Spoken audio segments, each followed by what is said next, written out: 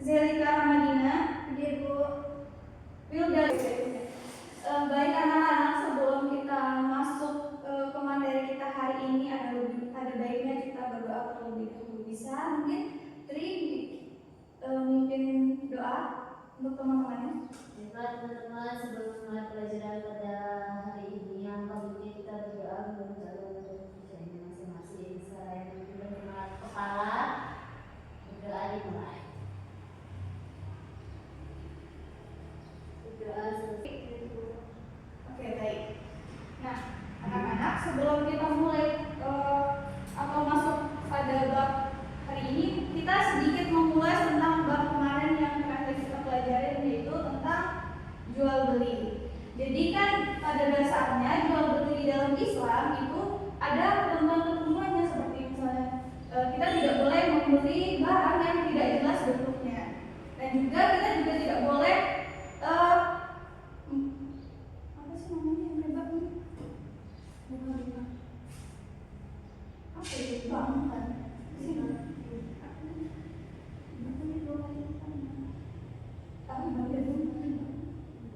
Dan juga kita tidak boleh atau kita harus menghindari yang namanya riba, di mana kan biasanya ada bunganya, itu tidak boleh ya anak-anak. Nah, mungkin itu sedikit kesimpulan dari bab kemarin. Kita langsung masuk ke bab hari ini, yaitu tentang meraih ketenangan jiwa dengan meyakini qada dan qadar.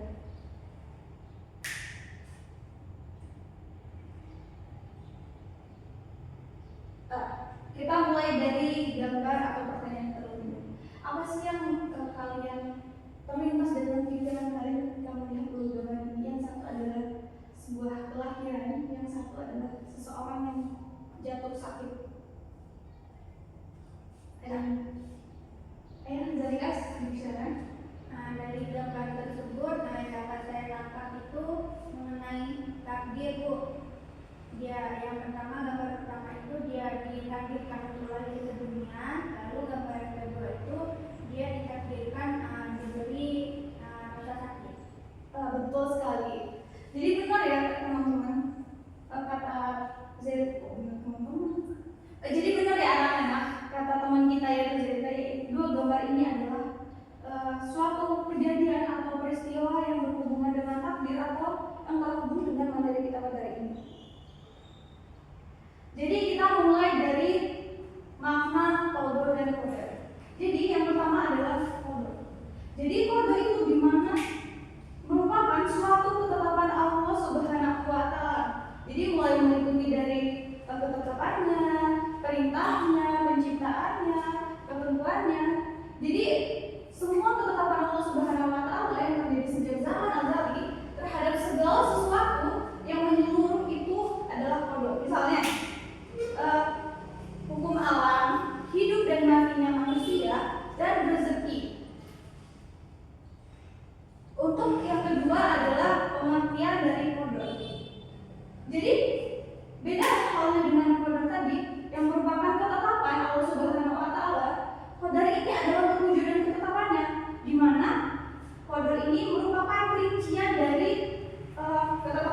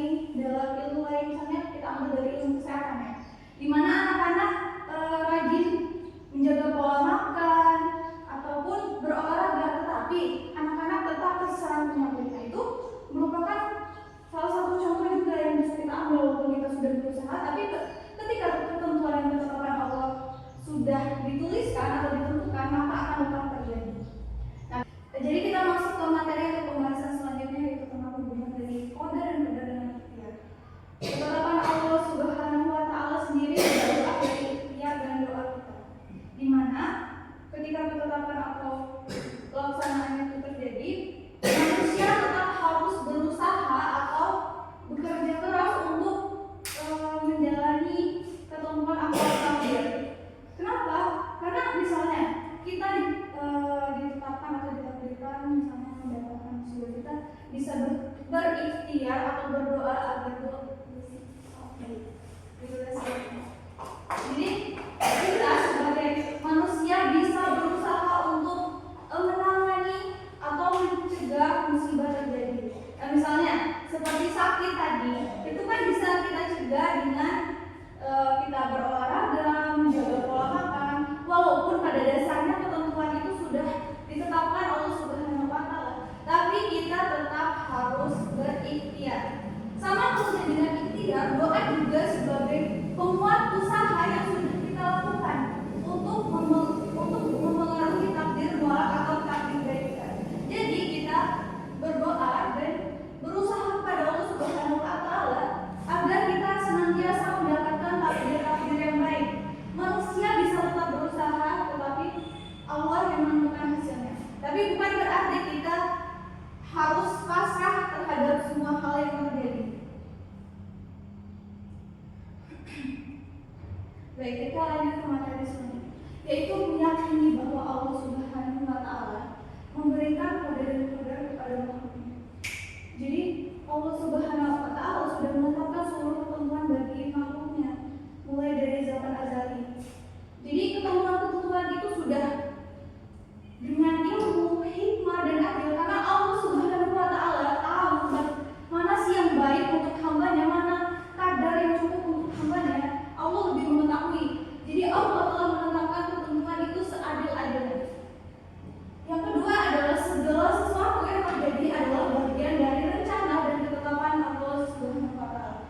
Karena pada dasar sesuatu mulai dari kita alam ruh saja kita ambil alam itu sampai kita lahir hingga kita wafat itu merupakan segala sesuatu yang sudah Allah tetapkan dan juga bagian dari rencananya. Untuk yang ketiga adalah meyakini bahwa takdir tidak membuat manusia pasif atau kita tetap diperintahkan untuk berusaha dan berdoa. Jadi walaupun misalnya takdir kita udah ditetapkan sama Allah, misalnya rezeki kita sekian, kapan kita wafat, kapan kita dilahirkan, kita tetap perlu berusaha dan berdoa untuk mendapatkan takdir mualaf tadi atau takdir yang baik untuk menjalani kehidupan kita. Jadi anak-anak mungkin itu adalah penjelasan mungkin. Jadi anak-anak mungkin itu penjelasan dari ibu tentang materi kita pada hari ini. Ada yang berani untuk menyimpulkan materi yang sudah kita bahas hari ini? Saya Bu. Oke, boleh Tri. Jadi dapat disimpulkan bahwa iman pada qadar dan qadar itu meyakini bahwa segala sesuatu itu berada dalam ketetapan Allah. Seperti qadar itu ketetapan yang sudah ditetapkan oleh Allah, sedangkan qadar itu bentuk perwujudan dari ketetapan Allah. Maka dari itu dengan adanya qadar dan qadar ini kita juga harus ataupun diperintahkan untuk tetap berikhtiar dan berdoa. Jadi selama ada ikhtiar kita juga harus berdoa juga kepada Allah. Ini Betul sekali, bagus sekali Tri sudah menyimpulkan dan itu sangat benar ya anak-anak. Pada dasarnya qadar dan qadar merupakan ketetapan Allah yang sudah ditetapkan dan direncanakan serta dilaksanakan pada saat kita hidup. Namun walaupun kita sudah ditetapkan takdirnya, kita juga tidak boleh lepas dari ikhtiar dan doa untuk senantiasa berusaha mendapatkan hal-hal baik dalam hidup kita. Jadi anak-anak, adakah dari kalian yang ingin bertanya tentang materi kita hari ini? Kita dulu.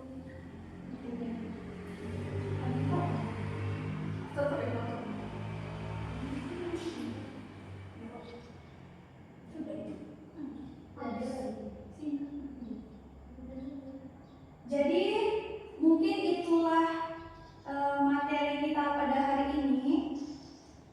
Mungkin akan kita lanjutkan pembahasan berikutnya minggu depan. Untuk mengakhiri pembelajaran kita pada hari ini, marilah kita bersama-sama mengucapkan alhamdulillah. Alhamdulillahirabbil alamin. Baik, sebagai penutup bisa mungkin Zalika memimpin doa untuk sebagai akhir penutup kita pada hari ini. Baiklah teman-teman, sebelum kita mengakhiri pembelajaran pada hari ini, ada baiknya kita berdoa baik. Berdoa dulu.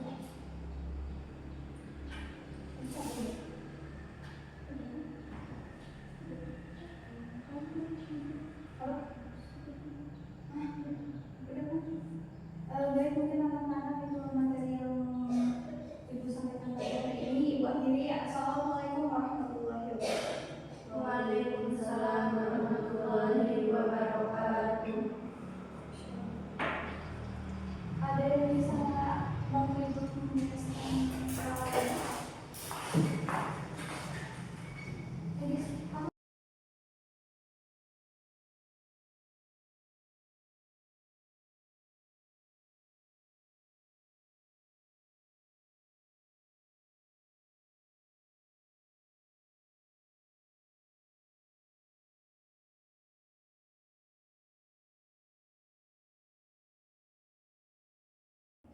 Baik anak-anak, terima kasih sudah membantu Ibu pada hari ini, mulai dari menyiapkan fokus dan membereskannya.